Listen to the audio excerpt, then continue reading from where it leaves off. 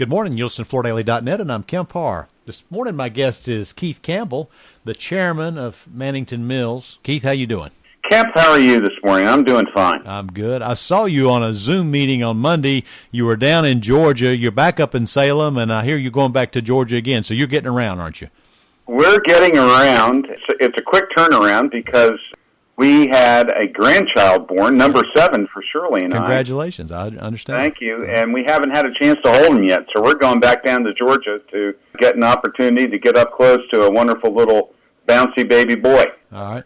I want to talk to you about some things you've been doing to calm everybody that works at Mannington Mills. You've been doing these little fireside chats on Friday. You've been actually, not involving your communication staff. You've set up a tripod at your home, and you're doing production and content and all on your own. But I hear the message is great. We'll get to that in just a minute. First, let me just ask you, when you look at Mannington Mills and you look at business conditions, give me an update on what's going on there.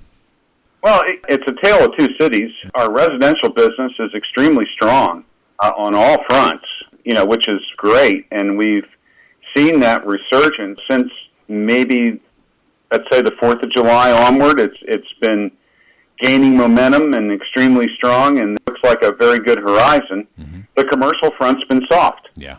Mm-hmm. And so it's one of the reasons why having two segments of our business is a good thing. Yeah, exactly. And you've been making investments in both areas. Absolutely. Yeah. In Calhoun location, you've been building out some LVT capacity, and let's don't forget, in the spring, you bought Phoenix and Farr. Yes. Yeah. That had to be a little nervous for you, Keith, as this pandemic took off, about the time you're closing this deal, but it's all panning out, isn't it? It's panning out extremely well, and it's been a great addition, wonderful people. And they've done a great job, actually, everyone on the residential side, because it was such a quick scale-up. I mean, you tapered things down because of the sequestration, and then suddenly, bang, business took off. So, all of our folks have done a great job as far as meeting our customers' needs. It's always an interesting day, but we're managing quite well through the whole thing, and I'm proud of our people. Well, it's actually, you bring up something interesting. It's no secret that there's been some supply chain issues with this uptick that we weren't anticipating. There's been some companies that have been missing some orders, so it is a difficult time from that perspective, isn't it? It's not only finished goods in supply chain, but it's also raw materials and everything. Even shipping companies that have had to go into contact tracing and whatnot because of the COVID outbreak, so you just kind of deal with it on a day-to-day basis, and it will even itself out eventually, but still, those supply chain issues remain, maybe not as acute as it was a month, 2 months ago, but it's still with us and will continue with us for some time. Okay. Well, it's a good thing that a lot of Mannington's products are American-made, and so, that contributes to your ability to satisfy orders, doesn't it? Absolutely, and we want to onshore more and more production. Yeah. Let me just add one more little thing about this Phoenix acquisition. This microband exclusive arrangement they've got is perfect timing with what's going on today, isn't it? Well, I think it is. Microband is an additive put into the fiber. It is an antimicrobial that does an extremely good job of fighting off germs and the like, and it's been a wonderful branding exercise for Phoenix, and their sales prove the fact that customers are looking for this, and we've been extremely pleased. All right, let's get to these fireside chats. I've got to say, you're a fourth-generation family business owner, and, there's probably not a whole lot of people that could pull this off, based on the experience level you've had, the things you've been through in the past. So you're doing these little YouTube videos for your employees. Talk a little bit about the message there. It's a weekly update that we do, and we have several different formats. I have a little tripod and my iPhone.